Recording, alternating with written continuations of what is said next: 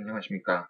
오늘 5번째 발표를 맡은 한국해양수산개발원 해외시장 분석센터 이정필 전문연구원입니다.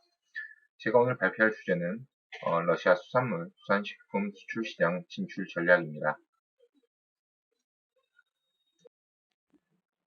러시아는 세계에서 가장 넓은 면적을 가지고 동북아시아 북쪽에 위치한 극동지방부터 동부 유럽에 걸쳐 자리한 광대한 영토를 가진 국가입니다. 북쪽으로는 북극해, 동쪽으로는 태평양과 접하고 남쪽으로는 북한, 중국, 몽골, 카자흐스탄, 서쪽으로는 우크라이나, 폴란드, 핀란드, 노르웨이 등의 국가와 국경을 접하고 있습니다. 러시아는 연방공화국으로 총 85개의 연방 주체들로 구성된 국가입니다. 연방의 구성 주체는 공화국, 자치주, 자치구, 지방, 주, 특별시 등 6개의 단위로 나뉩니다. 수도는 모스크바로 상트페테르부르크와 세바스토폴로 구성된 3개의 연방 특별시를 포함하여 22개의 공화국, 9개의 지방이 러시아를 연방공화국으로 구성하고 있습니다. 인구도 1억 5천만 명, 세계 9위에 육박하지만 낮은 인구 밀도와 최근에는 인구 감소를 걱정하고 있는 나라입니다. GDP는 1조 6,378억 불로 세계 11위 규모이며 연간 국민소득은 11,162불로 개발도상국 수준입니다. 현재 대통령은 푸틴 대통령이며 사용 화폐는 루블입니다. 2019년 러시아 수산물 총 어획량은 498만 3천 톤으로 이는 하나 약 6조 4천억 원에 육박합니다. 러시아 수산연방청에 따르면 지난 1분기만 봤을 때 극동지방이 가장 많은 생산 어획량을 나타낸 것으로 그래프를 통해 알 수 있습니다. 극동의 이러한 어획량은 앞서 설명한 바와 같이 다양하게 접해 있는 바다와 쿠로시온 한류와 쿠릴 한류가 만나는 세계 최대 조경 수역이 극동아시아에 조성되어 있어 가능하다고 할 수 있습니다. 러시아에서 어획되는 대부분은 한류성 어종이고 이 중 52%에 육박하는 어종이 대구와 명태, 청어, 멸치, 연어 등이 차지하고 있는 것으로 나타나고 있습니다.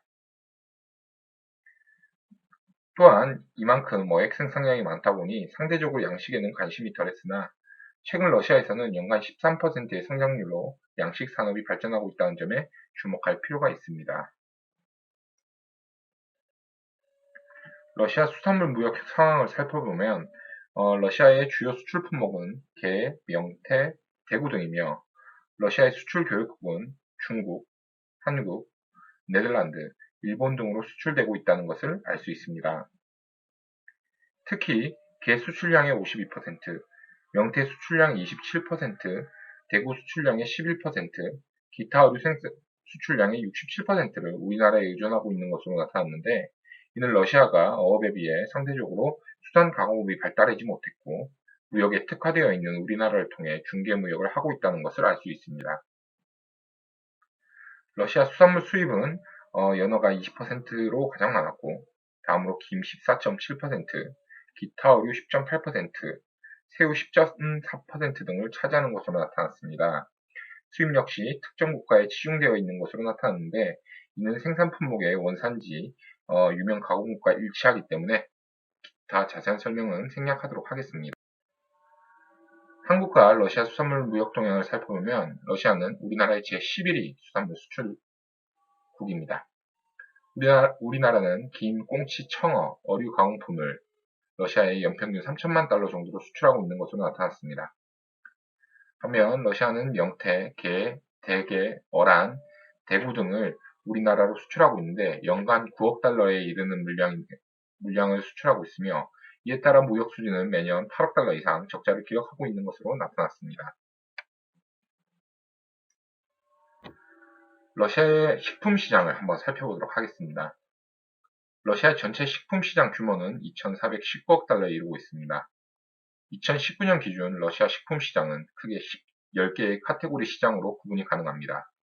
먼저 주식인 육류 20.3%를 비롯하여 과자 스낵 18.5%, 유제품 달걀 13.8%와 같은 러시아 식습관의 필수적인 3개 시장이 차지하는 비중이 전체 52.6%로 가장 큰 시장 규모를 차지하고 있습니다.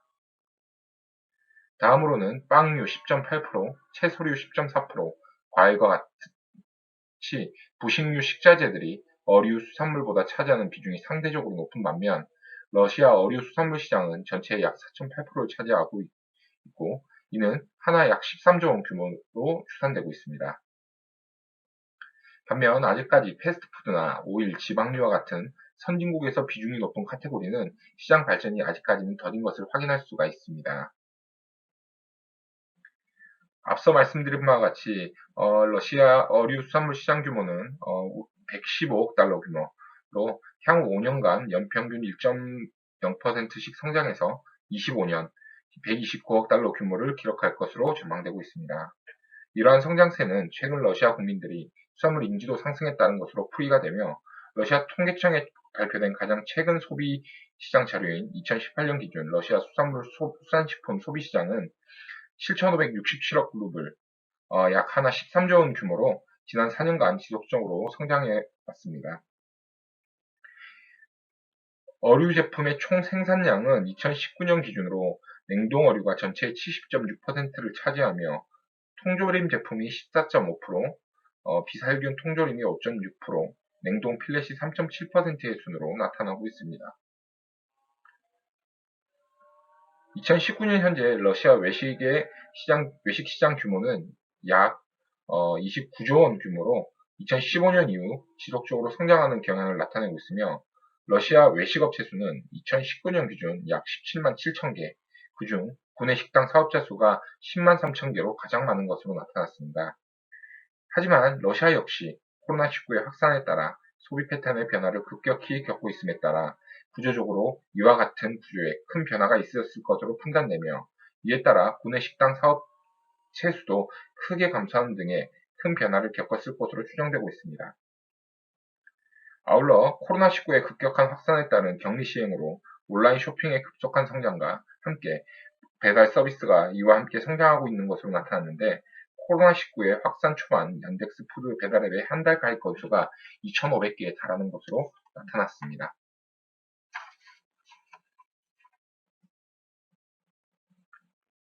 다음은 최신 러시아 소비 트렌드에 대해서 알아보도록 하겠습니다. 먼저 러시아 내 코로나19 이슈를 살펴볼 필요가 있습니다. 세계 각국이 코로나19로 인해 소비 트렌드가 빠르게 바뀌고 있는데요. 러시아는 현재 200만 명의 코로나 환자가 발생하였고 그중 4만 명에 가까운 사망자가 나왔습니다. 이는 세계 네 번째 최대 확진자 수로 러시아 전역이 코로나19 공포에 휩싸여 있다고 해도 과언이 아닙니다. 이와 같은 상황 속에서 러시아의 최근 식품 소비 트렌드를 살펴보면 소득의 양극화, 편리성 중시, 건강한 라이프 스타일, 인터넷 구입 증가와 같은 네 가지 키워드로 나누어 설명할 수가 있습니다. 먼저 소득 양극화 부분을 살펴보면 세계가 탈에너지화에 동참하면서 광물 자원 및 석유, 천연가스 등을 통해 국가 수입을 충당하던 러시아의 재정위기가 장기간 지속되고 있습니다. 더불어 코로나19로 경기 침체가 가속화되면서 중산층이 몰락하는 전형적인 소득 양극화 현상을 보이게 됩니다. 이에 고소득층을 중심으로 건강을 고려한 고품질 식품에 대한 수요가 점차 증가하는 추세를 보이고 있습니다. 또한 러시아 소비자들은 여전히 가격을 의심하지만 동시에 품질, 새롭고 건강한 제품의 수요도 높아지고 있습니다. GfK 조사에 따르면 지난해 러시아 내 46%가 건강한 제품을 구입하기 위해 특가 판매를 이용할 수 있는 방법을 이용한다고 답한 반면 54%는 가격이 저렴한 매장을 선호하는 것으로 나타났습니다.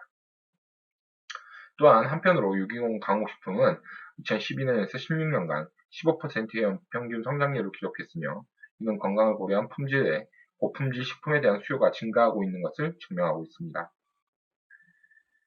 가성비가 중요하게 생각하는 합리적 소비자라는 키워드는 러시아에서 경기 침체가 짙어지며 하용 소비가 대중화되면서 할인 및 한촉 상품을 선호하는 소비자가 늘어나고 초저가 시장, 저품질 제품 소비자 등으로 양극화되고 있습니다.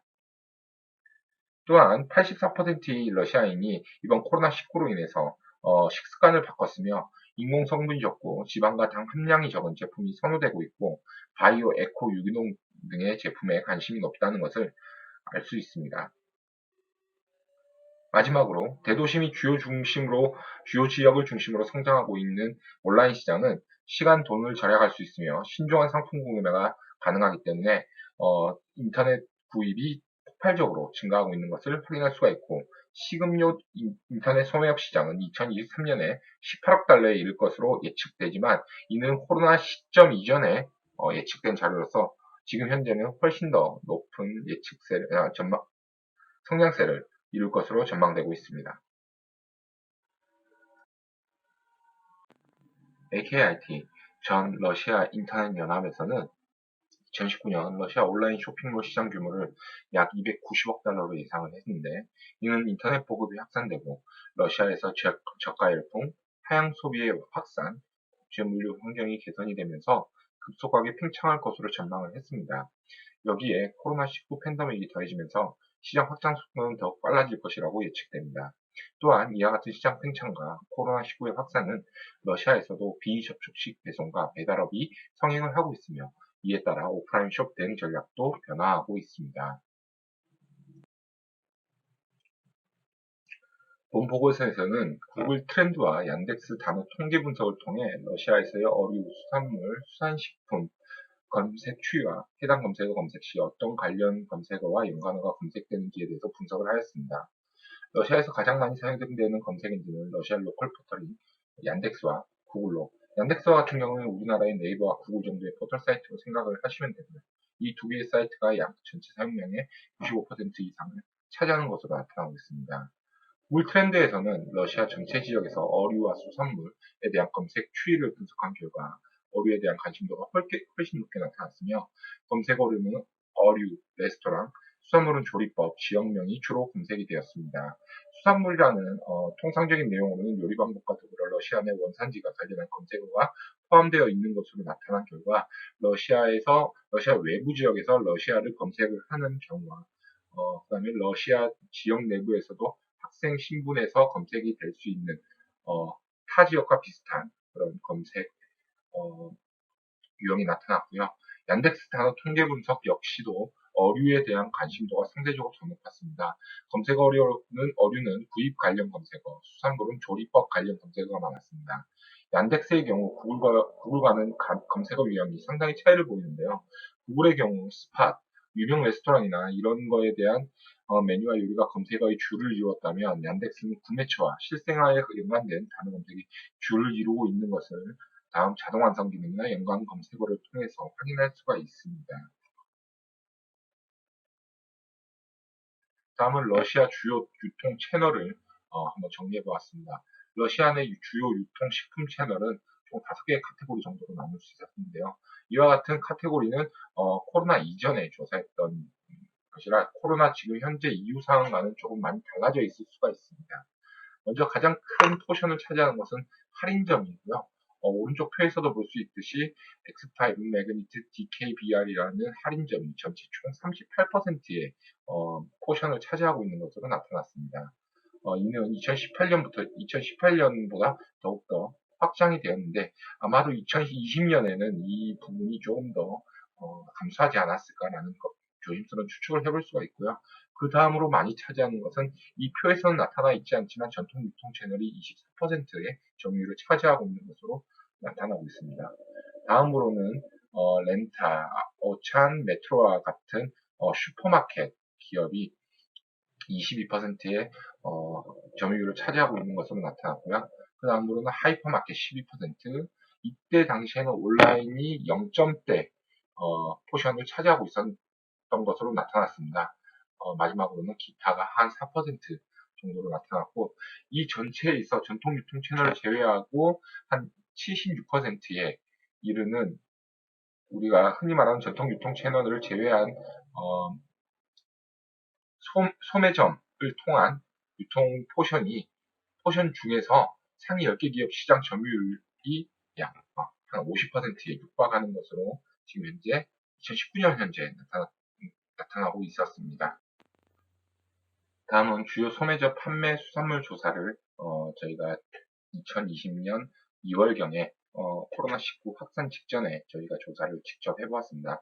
본조사는 주요 온라인 식품 유통업체의 수산물, 수산가공식품만을 선별하여 판매 순위를 조사했습니다. 조사 대상은 러시아 대형마트, 슈퍼마켓 등에서 운영하고 있는 온라인 스토어로 러시아 국외에서도 접속이 가능한 8곳을 대상으로 조사를 실시하였습니다.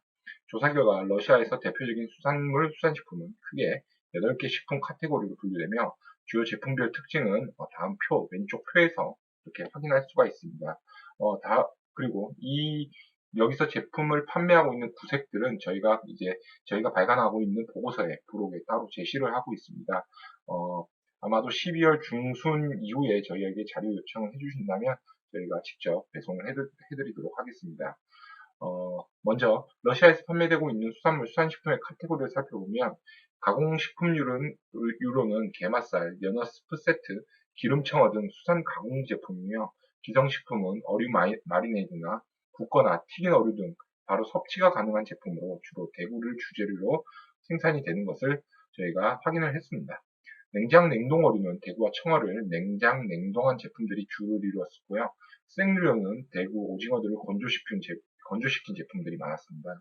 또한 좀 절인 유료는 잉어, 빙어, 도미 등을 소금에 절인 제품들이 많았고, 캐비어는 철갑상어, 연어, 명태알 등을 가공한 제품 등으로 판매되고 있었습니다. 또한 통조림의 경우 주로 참치, 청어 등 어종의 기름과 소금이 첨가된 제품이고, 훈제류로는 연어 훈제 제품 등이 대표적으로 판매가 되고 있는 것으로 확인을 할 수 있었습니다. 오른쪽 표와 같은 경우에는 총 8개 온라인숍의 상위 10개 제품군에 대해서 순위를 확인한 결과를 저희가 간단하게 제시를 하고 있는 거고요. 이 중에 가장 많이 판매되는 제품군을 봤을 때는 게살이 총 13개 제품으로 가장 많았고, 다음으로 새우와 청어가 각각 11개 제품, 송어와 수산물 믹스 제품이 7개 제품, 그 다음에 연어까지 7개 제품, 대구와 캐비어가 각각 5개와 4개로 이렇게 판매가 되고 있었던 것으로 확인할 수 있었고, 기타가 15개로 분류가 되고 있었습니다. 좀 이제 러시아 소매점에서 판매하는 어종별 유형별 제품군을 분류한 결과 앞서 말씀드린 바와 같이 소매업체 브랜드별 판매 제품이 어느 정도 특화되어 있다는 점을 좀 발견할 수가 있었습니다. 우리나라에서 예를 들면 메가마트나 이마트, 탑마트 이런 홈플러스와 같은 대형 소매점들에서 어떤 부분에 특화가 되어 있다는 것과 좀 비슷한 내용의 뉘앙스인데요. 러시아의 메트로의 경우에는 원물, 어류, 필렛에 특화가 좀 되어 있다는 측면이 있었고요. 네, 얀덱스 온라인 샵의 경우 수산물 칵테일 믹스 제품군이 다른 7개 브랜드 매장보다도 월등히 많이 판매가 되고 있었던 것으로 확인을 하고 있었습니다. 상위 10개 제품 중에 총 6개가 올라와 있었고요. 또한 스파슈퍼의 경우에는 게살 품목이 상위 4개에 집중되어 있었고, 아즈부카라고 있는데 이제 아즈부카는 캐비어 통조림류에 특화되어 있다는 것을 이 본 조사를 통해서 확인할 수가 있었습니다. 또한 제품들이 판매되는 곳이 대형마트인가 슈퍼마켓인가에 따라서 제품의 용량이 확연히 구분이 되어서 판매가 되고 있는 것으로 파악을 했고요. 대형마트의 경우 제품 유형에 따라서 500g에서 1kg의 제품, 캐비어는 좀 제외하고 판매가 되고 있었으며, 이러한 제품들이 상위 순위에 좀 위치를 해 있는 것을 확인할 수가 있었습니다. 이와 반해 슈퍼마켓의 경우 150에서 200g의 제품 유형이 주력으로 판매가 되고 있는 것을 확인할 수가 있었습니다. 다음은 러시아 수산물 소비자 인지도와 이제 한국 수산물에 대한 인지도를 설문조사를 실시했습니다. 이 설문조사 역시 코로나가 확산되기 전에 2019년 11월에서 2019년 12월 사이에 러시아 현지의 온라인 조사를 통해서 실시를 했고요. 표본수는 약 360명을 대상으로 실시를 했습니다. 그리고 좀 연령별 할당 추출을 해서 좀 이제 저희가 온전히 러시아에 특화될 수 있는 인구 구조상에 특화되어서 이제 저희가 조사를 실시했는데요. 이 지금 오른쪽에 보시면 러시아의 수산물에 대한 러시아인들의 어떠한 인지도라든지 인식을 한 표에 좀 정리를 해봤는데, 이렇게 정리를 한 것을 좀 쉽게 표기를 한다면 왼쪽에 이제 제가 글로 한번 표기를 해 보았습니다. 러시아 수산물 소비자를 한마디로 좀 표현을 해본다면, 수산물보다는 육류를 좋아하고 민물고기보다는 바닷물고기를 선호하는 습관이 있습니다. 청어와 고등어 같은 생선을 주로 집에서 먹는 습관이 있고, 수산물을 살 때는 원형 그대로인 것을 좋아하는데, 수산물이 건강식품이라고 생각을 하기 때문에 품질을 가장 고려한다고 응답을 했습니다. 그래서 좀 이제 입소문이나 인터넷을 통한 정보 습득보다는 실제 포장물을 통해서 정보를 획득하는 것으로 나타났고요. 또한 수입 수산물보다는 국내산 수산물을 선호하는 것으로 나타났습니다. 충성 고객들이 이제 국내산 수산물을 많이 선호하는 것으로 나타났고, 수입 수산물은 주로 새우를 선호하고 의외로 노르웨이라는 국가 이미지를 굉장히 선호하는 것으로 나타났습니다. 다음은 러시아 수산물을 소비자의 설문조사에서 한국 수산물에 대한 인지도 조사의 결과를 나타냈습니다. 왼쪽에 보시면 이제 누구냐 넌이라는 좀 명대사를 하나 채용해 봤는데요. 그만큼 한국 수산물에 대한 인지도가 굉장히 낮다는 걸 알 수가 있는 결과였기 때문에 제가 이렇게 좀 재미있게 구성을 해봤고요. 첫 번째, 한국산 수산물 이미지와 같은 경우에는 일단 중복 응답을 했는데 공평하게 비슷하게 나왔습니다. 특정 수산물이라는 응답이 약 40%에 육박하게 나왔고요. 두 번째가 깨끗한 자연환경을 35%로 꼽았습니다. 그 다음에 세 번째로는 자국에 없는 수산물이 이제 35% 정도 나왔고, 합리적인 가격이라고 응답한 또 비중이 30%에 육박을 했습니다. 근데 좀 뼈아픈 내용이 이미지가 없다라는 내용이 전체 응답자의 한 25%가 이렇게 응답을 했는데요. 이런 부분에 있어서 좀 개선할 여지가 있는 것 같고, 두 번째, 한국산 수산물 섭취 경험을 이야기할 때 전체의 65%에 달하는 응답자가 없다고 응답을 했습니다. 그 없다고 응답한 비중에 이제 나타난 그룹의 특징을 좀 살펴보면 주부의 고졸 이하이며 소득 수준이 낮은 계층에서 주로 없다고 응답을 했고, 나머지 한국산 수산물을 섭취한 경험이 있다고 응답한 35%는 주 2, 3회 정도 이제 수산물을 먹는 그런 계층에서 대학원을 졸업하고 소득 수준이 높은 그룹에서는 한국산 수산물을 섭취한 경험이 있다고 이야기를 했는데, 일단 한국산 수산물 섭취 경험이 없는 이유에 대해서 한번 65%에 대해서 왜 없냐고 물어봤더니 잘 몰라서가 40%, 다음으로는 비싼 가격이 16.7%, 기타 알 수 없는 이유가 15.4%, 독특하거나 희소성이 낮다라는데 10.3%, 나쁜 품질의 6.8%가 응답을 했습니다. 이 중에 또 가장 뼈아픈 게 잘 몰라서가 40%와 독특하고 희소성이 없다, 나쁜 품질이다가 약 17%가 넘게 나왔는데요.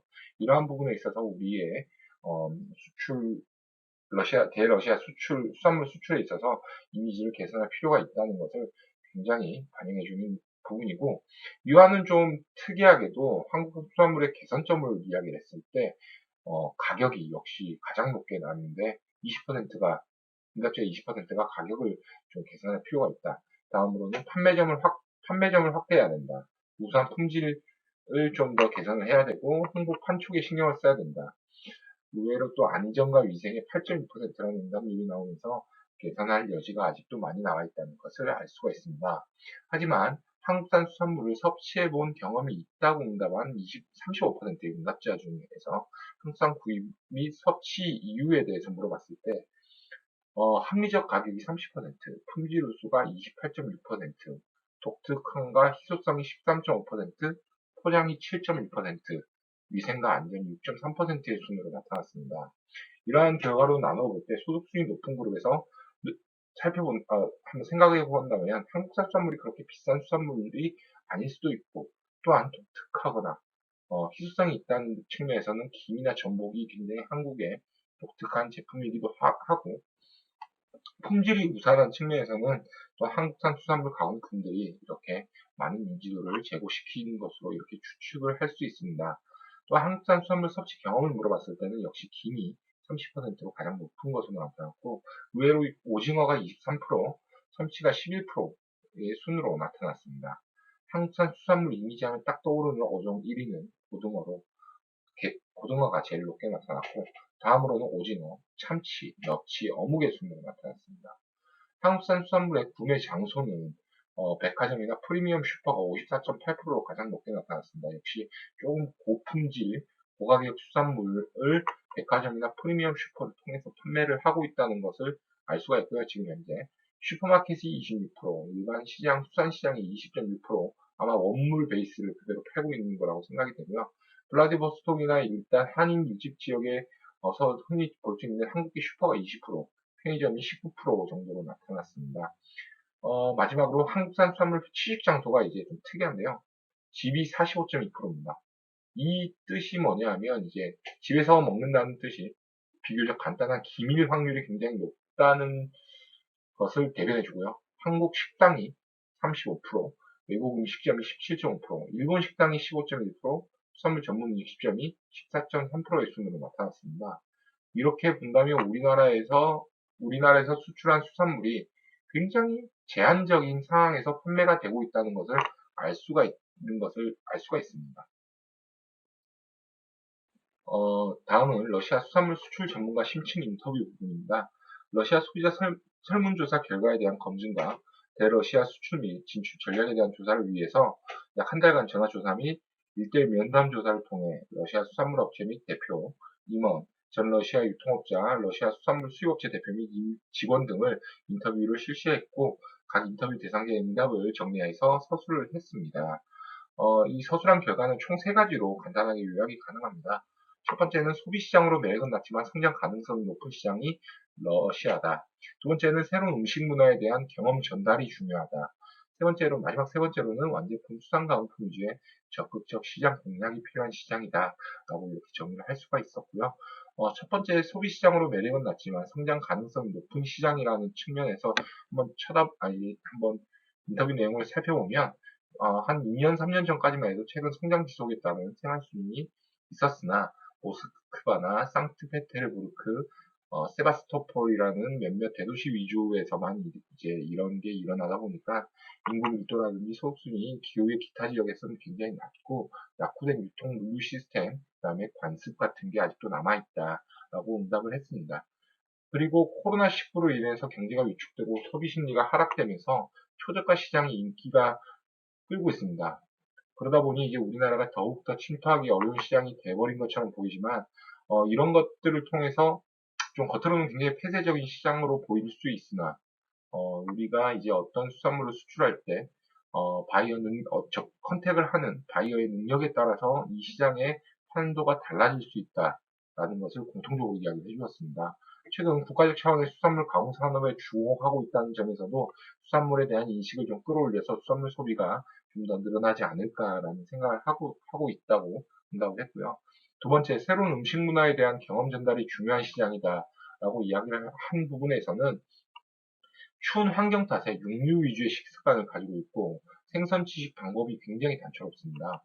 그 다음에 우리나라 수출 어종과는 다른 어종을 선호를 하는 국가고요. 또한 소매점 판매 구색이 우리나라랑은 전혀 다른 굉장히 상이합니다. 우리나라 제품, 수산물 원물로만 수출을 하면 굉장히 성공 확률이 낮은 시장이라고 이야기를 했고요. 하지만 수산물 최근 웰빙 식품으로 주목을 하면서 수산물 소비가 예전에 비해 많이 활성화되었다고 응답을 했습니다. 고급 수입 제품에 대한 하이엔드 시장이 굉장히 높게 최근에 발전을 하고 있다라고 이야기를 했고, 최근 한류 열풍이 또한 불어오는데 우리나라 먹거리에 대한 기대감이 좀 상승을 하고 있는 것으로 응답을 했습니다. 또한 좋은 사례가 있습니다. 기성 제품 위주 우리나라 제품이 성공한 사례가 꽤나 많습니다. 라면이라든지 볶음밥, 과자, 스낵류 등에서 굉장히 좋은 사례들을 가지고 있는데 수산물이나 수산가공품도 좋은 사례가 될 수 있을 것으로 생각을 하는 이유가 새로운 음식 문화에 대한 경험이 가능하도록 유도를 해서 새로운 먹거리 개념의 진출 전략이 필요하다는 것을 이제 응답을 해주었고요. 마지막 완제품, 수산가공품 위주의 적극적 시장 공략이 필요하다는 점에서는 김을 제외한 수산물 대부분이 원료 위주의 수출에 국한되고 있고 이마저도 한국산인지를 인지 못하는 경우가 대다수라고 합니다. 동유럽과 국경을 맞대고 있어 가격 품질 경쟁력에 열의를 가지고 있고 최근 국내 업체들이 선보이는 완제품, 가공품 위주의 수출이 좀 진행이 되어야 되는데 이런 부분도 좀 아직까지는 크게 진행이 되지 못하고 있습니다. 하지만 아까도 말씀드린 바와 같이 한류가 이제 떠오르는 이제 문화로 주목을 받으면서 좀 마케팅이라든지 자동 노출 전략을 통해서 궁금증 유발 전략이 필요하고요. 지금 현재 러시아 현지 진출 기업을 활용해서 협업 마케팅을 하는 것도 나쁘지 않은 전략 중에 하나라고 이야기를 했습니다. 또한 서브러시아는 가격에 대한 거부감이 크지 않다고 이야기를 했는데 한국 브랜드의 좀 개방적인 젊은 층을 대상으로 공격적이고 라이브한 진출 전략을 확대하는 것이 중요하다고 이야기를 했습니다.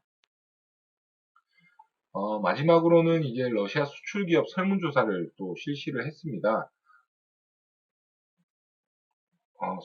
수산물 수출업자분들께서 수출을 할 때 애로사항이나 어떤 측면이, 어떤 요소가 중요한지에 대한 내용에 대해서 저희가 좀 본질적으로 조사를 하기 위해서 9월 20일부터 9월 25일까지 닷새간 30개 업체에 대해서 이제 온라인 설문조사를 실시했고요.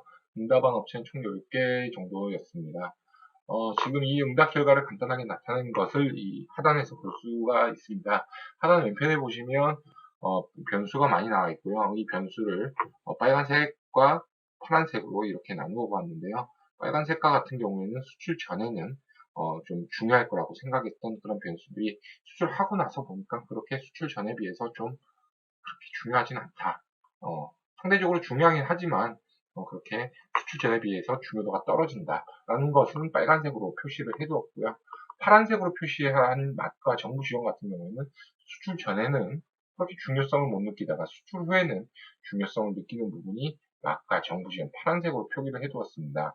그리고 이 중간표에서 볼 수 있듯이 굉장히 간극이 큰 것들이 있습니다.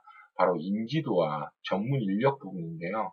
인지도와 전문 인력 같은 경우에는 그 수출 전후의 갭이 약 0.5를 넘어서고 있습니다. 0.5 이상이 차이가 나고 사실 그 전까지만 해도 러시아어라든지 수출 전까지만 해도 이런 부분이 굉장히 중요하게 생각될 수가 있습니다. 러시아 환경을 어떻게 적용해야 되며 러시아에서 물 유통만 어떻게 해야 되며 이런 게 굉장히 중요할 수 있는데 사실 이런 게 중요하지 않다는 이야기죠. 딜러가 바로 접촉을 하고 물건만 보내면 딜러가 다 알아서 해주는 시스템이다 보니까 우리 전문 인력이라든지 이런 부분에서는 크게 신경 쓰지도 않고 인지도 부분에서도 대형마트에 입점하느냐 뭐 이런 부분에 있어서는 해당 딜러가 해주는 역할이다 보니 그게 중요치 않다라고 이야기를 하고 있습니다. 가장 오른쪽 표, 이제 4, 4분면으로 나눠놓은 그래프를 한번 살펴보면요. 총 4가지 4, 4분면에서, 먼저 설명을 해드리겠습니다. 오른쪽 우상단에 있는 1, 4분면을 한번 살펴보시면, 이 1, 4분면에 위치한 요인들은, 수출 전이나 후에 있어서도 굉장히 중요한 변수들이라는 것을, 음, 변수들이 이 1, 4분면에 위치를 하게 됩니다. 반면에 반대편, 좌측 하단에 위치한 3, 4분면은 원래 수출 전이나 후에도 조금 중요성이 떨어지는 러시아 시장에서는 크게 중요하지 않은 변수들이 이 시장에, 이 위치에 위치하게 되는데요. 한번 먼저 살펴보면 인증제라든지 포장 및 디자인 제품 용량, 인지도 전문 인력과 같은 부분이 이 3, 4분면에 위치를 하고 있습니다. 이러한 말인즉슨 아직까지 초저가 시장, 그리고 저가 제품, 그 다음에 이제 저품질의 이제 제품을 이제 요구를 하는 시장이 크다 보니까 인증제라든지 포장 및 디자인 제품 용량에 대해서는 좀 많이 아직 어, 관심도가 떨어지는 것 같고요. 역시 인지도와 전문 인력 같은 부분도 굉장히 똑같은 유형으로 분류가 되었습니다. 하지만 이런 4가지, 5가지의 제품 변수들이 언젠가 바로 2, 4분면 왼쪽 우상단, 왼쪽 상단으로 이동을 언제든 이동이 가능하다는 점 명심해 두시면 좋고요. 생활 수준이 올라가면 올라갈수록 방금 제가 말씀드린 그런 변수들이 굉장히 각광을 받을 수 있는 변수들이니까 주의를 하시는 게 좋습니다. 1, 4분면에 위치한 오른쪽 우상단에 위치한 변수들을 한번 차근차근 살펴보도록 하겠습니다. 바이어나 제품 조달 능력이 수출 전이나 후로 굉장히 중요하다고 이야기를 하고 있는 것을 제가 앞서도 말씀을 드렸지만 바이어에 대한 중요성이 굉장히 크다라는 것이 이 분석을 통해서도 밝혀졌고요. 수출 전에도 그렇지만 이제 러시아에서는 가격이 굉장히 중요합니다. 수출 후에는 그렇게 좀 크게 느끼지 않는다라고 이제 한 0.3 정도가 떨어지는 것으로 이야기를 했지만 사실 가격에 대한 어, 애로사항이 굉장히 많이 나왔습니다. 수출 전에는 어느 정도 선에서 이야기가 딜러가 됐으나 가격 하락 요구, 어, 그러니까 마이너스를 좀 해달라 이런 이야기를 종종 많이 듣는다고 합니다. 그리고 자금력 부분도 굉장히 중요한데요. 러시아에 있어서 이렇게 이제 업체의 자금력이 중요하다라는 것이 굉장히 좀 뜻깊은 포인트였던 것 같고요. 마케팅 능력이라든지 정보력 이런 부분도 굉장히 중요하게 생각하는 것 같고 의외로 원산지 부분이 굉장히 중요한 것 같았습니다.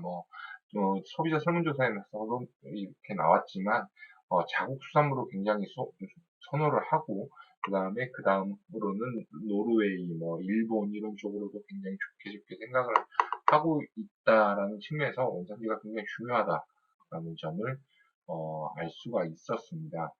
그런 알 수가 있었던 부분이 다음 분석에서 그대로 나타난 부분입니다. 다음은 러시아 스와트 분석입니다. 앞서 설명드린 그런 분석들을 통해서 최종적으로 저희가 러시아 스와트 분석, 러시아의 수산물 수출 시장에 대해서 스와트 분석을 실시해 보았는데요.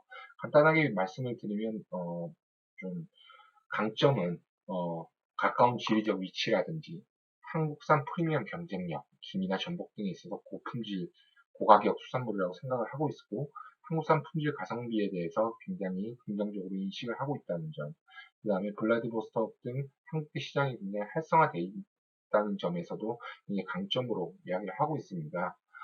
최근에는 한류 확산에 따른 한국 콘텐츠 접촉 기회가 증가되는 점을 기회가 아닌 강점으로 넣었는데요. 이게 이제 우리나라에서 진출한 이제 유튜브나 이런 대중 매체를 통해서 잦은 노출 기회를 가질 수 있다는 점이 굉장히 강점으로 와닿는다고 이야기를 하고 있고요. 반면 약점은 굉장히 많습니다. 한국산 수산물, 수산식품 이 중국 동유럽 국가에 비해서 생산성이나 가격 경쟁력이 낮고 러시아의 이제 현지에 능통한 딜러라든지 바이어, 전문 인력이 부족하다라는 점. 그다음에 한국 식품에 대한 국가 브랜드 인지도가 굉장히 낮고 환율 변동 민감도가 낮고 또한 강화한 영토에 비해 동쪽으로 중부 쪽으로 굉장히 낮은 인구 밀집도를 가지고 있다는 점. 이런 부분은 바로 유통이나 물류에서 굉장히 로스를 가져다 줍니다. 그다음에 마케팅이라든지 직객 능력치와 대도시 서부 권역 집중에 따른 물류비가 굉장히 많이 들고요. 노후된 물류 인프라 역시도 굉장히 약점입니다. 상이한 식습관과 식재료도 역시 굉장히 큰 약점으로 작용이 될 수 있어서 아까 앞서 말씀드린 바와 같이 계속되는 경험을 전달해주는 그런 역할을 해줘야 됩니다. 그 다음 마지막인데요. 믿을 만한 바이어를 찾기 힘들다는 점이 약점으로 꼽힌다고 분석을 이제 해놨습니다. 이에 반해 또 기회적인 측면도 있습니다. 한국과 러시아, EAU, 유라시아 경제연합이라고 부릅니다. 협력이 확대되고 있고요. 향후 한국, 러시아 FTA 체결이 성사가 될 것 같습니다. 또한 한국산에 대한 바이어들의 높은 관심, 그 다음에 또 어찌 보면 우리나라도 동참이 할 수도 있지만 서방 제재에 따른 우리 제품 진출 가능성이 확대될 수 있다는 점, 정부 기주의 신북방 진출 전략에 따라서 수출업체에 대한 체계적인 지원이 가능하다는 점, 한국에서 개발되고 있는 다양한 수산 가공품 제품 라인들이 많다는 점, 이 기회 요인으로 꼽히고 있습니다. 한류를 타고 멀리 수출되었으면 하는 바람입니다. 마지막으로 위기 상황입니다. 미국 대선 결과 향방에 따라서 러시아와 미국의 관계가 위기 상황이 될 수 있고요. 일본과 동유럽이 잠식한 식품 외식 시장이 좀 우리에게는 아직까지 위기적인 측면입니다. 아까도 말씀드렸지만 서방국과 미국의 관계에 따른 제재라든지 전 세계 탈에너지화에 따른 러시아 경기 침체로 인한 부의 양극화에 따른 한국산 구매 가능 계층이 축소된다는 점, 또한 러시아 정부의 수산 관련 정책 활성화 및 산업 발전 계획에 따라서 이제 수산물 가공품이 굉장히 저가로 자기 나라에서도 생산이 될 수 있다는 점, 마지막으로 이제 지속되는 코로나19 상황에 따른 경기 침체 가속화, 생산층 몰락이 되고 있다는 점이 굉장히 위기적인 측면으로 분류가 될 수 있습니다. 다음은 성공적인 수산물, 수산식품 수출을 위한 체계적인 진출 전략에 대해서 앤서프 매트릭스를 통해서 설명을 해드리도록 하겠습니다. 원래 시장의 이제 그 국가별로 수출을 처음으로 진행을 할 때는 다음과 같은 코스를 가진다는 게 일반적인 평론입니다. 시장 세분화가 되고 시장을 개척한 다음에 시장에 침투를 하고 침투한 시장에서 또한 특화된 제품을 개발을 하고 더욱더 사업 다각화를 통해서 파일을 확장하는 것이 일반적인 진출 전략 중의 하나입니다. 이러한 일반적인 진출 전략을 안소프 매트릭스를 통해서 설명을 드리면요. 우리나라 생산 단가를 좀 고려했을 때는 단기적으로 다양한 가격 프로모션을 활용해서 고품질 수산물, 수산식품으로 자리매김이 중요하다. 이러한 말인즉슨 우리나라에서 한국산 가공품을 그대로 수출을 하는 시장 침투 전략을 좀 리스크가 낮죠. 그런 시장 침투 전략을 활용을 해서 지금 현재 수출을 하고 있고요. 또한 신규 시장이니만큼 시장 세분화를 통해서 원무를 수출하지는 않지만 원무, 청어나 고등어 등을 좀 이렇게 수출을 하고 있습니다. 하지만 이제 향후로는 이제 제품 개발 전략, 가격대 차별화를 통한 프리미엄 제품군이나 보급형 제품군에 대해서 개발하고 수출을 해야 하는데요. 여기에서는 이제 시간과 자본이 굉장히 중요해집니다. 어, 앞서 말씀드린 바와 같이 초저가 시장 공략이 굉장히 좀 중요한 포인트일 것으로 생각될 수 있지만 사실상 초저가 시장은 우리나라 제품과는 좀 가격대가 거리가 있고 향후에는 국가 브랜드 이미지 하락으로 이루어질 수 있기 때문에 굉장히 리스크가 큽니다. 그렇다면 반대 방향으로 봤을 때 하이엔드 시장을 공략하는 방법이 또 있는데요. 러시아 내부 소득 수준이라든지 판매 지역을 고려해서 모스크바나 상트페테르부르크, 세바스토폴 정도를 고려해서 소비자 지역 세분화를 통해 프리미엄 제품군을 고급 판매 거점을 통해서 활용 판매하는 전략을 좀 이렇게 활용을 할 수가 있는데 이것도 역시 리스크가 커지죠. 수익성은 좋아질 수 있지만 확장성이 좀 떨어지는 단점이 있습니다. 그래서 이 두 초저가 시장 공략과 하이엔드 시장을 좀 적절히 배분을 해서 이렇게 좀 진출하는 전략이 중요할 것 같은데 지금 우리가 지금 이제 주로 활용하고 있는 전략이 한국산 가공품을 그대로 수출하는 전략입니다. 어, 근데 이마저도 이제 한류에 편승해서 하는 이제 그런 전략이다 보니까 이를 좀 제대로 활용해서 젊은 층을 위해서 간편식 시장에 대한 한류 마케팅 전략도 좀 세우고 가성비 가격이라든지 대형 소매점 위주의 판매 전략, 식습관을 어떻게 파고들 것인가에 대한 이런 전략 등이 필요합니다. 그래서 한국산 통합 브랜드를 활용해서 진출 전략 수립이 필요하고요. 또한 러시아 특성화 제품 개발이 진짜 필요로 합니다. 포장 및 제품 외관에 대한 소비자 인식이 상대적으로 좀 러시아가 낮지만 러시아인 포장과 외관, 섭취 방법 등에 대한 좀 표기 개선을 통해서 전주기와 영유아식 등의 이제 한국산 수산물이라든지 수산 가공식품 등을 이제 영유아식도 이제 개발을 통해서 전주기에 통해서 이제 한국산 제품이 커버를 할 수 있게끔 그런 진출 전략이 지금 현재는 필요한 시점입니다. 왜냐? 신규 시장입니다. 폴란드나 각종 동유럽 시장에서 저가격을 통해서 이제 러시아로 수출을 하고 있는데 그와 달리 우리는 좀 고급화 전략을 통해서 이렇게 방금 말씀드린 바와 같이 전주기화를 점령할 수 있는 그런 전략을 활용을 해야 될 것 같고요. 마지막입니다. 직접 진출 전략을 통한 현지 강화 전략인데요. 우측 하단에 보시면 리스크가 가장 큰 부분이고 러시아 국민의 수산물 섭취 선호 설문 조사 결과에서도 이야기를 했지만 러시아 국민들이 자국산 어종에 대해서 좀 충성도가 굉장히 높습니다. 그리고 수입산 섭취 이유가 자국산 대체재가 없기 때문으로 좀 나타난 만큼 러시아에서 생산되지 않는 유망 수출 품목을 발견해서 러시아의 원산지 원물류를 수출하는 방법도 유의할 것으로 판단이 됩니다. 지금 사할린이나 블라디보스톡 쪽으로는 이제 일단 우리나라에서 정부 기조 역시도 이쪽으로 가공 공장이 이제 진출할 수 있는 여건을 마련하기 위해서 굉장히 노력을 하고 있고요. 추가적으로 이런 쪽에 우리나라 가공업체들이 진출을 하게 되면 거기 이제 러시아 원물을 원물을 활용해서 낮은 인건비도 활용을 해서 직접적으로 제조하면 물류비만 좀 커버를 한다면 가장 좋은 전략이 사업 다각화 전략이 아닐까라는 생각이 들 정도로 좋은 전략이니 향후에는 이 부분도 고려를 할 수 있도록 당부 부탁드립니다. 마지막입니다. 러시아 진출을 위한 정책적 필요 지원 사항에 대해서 정리를 해봤는데요.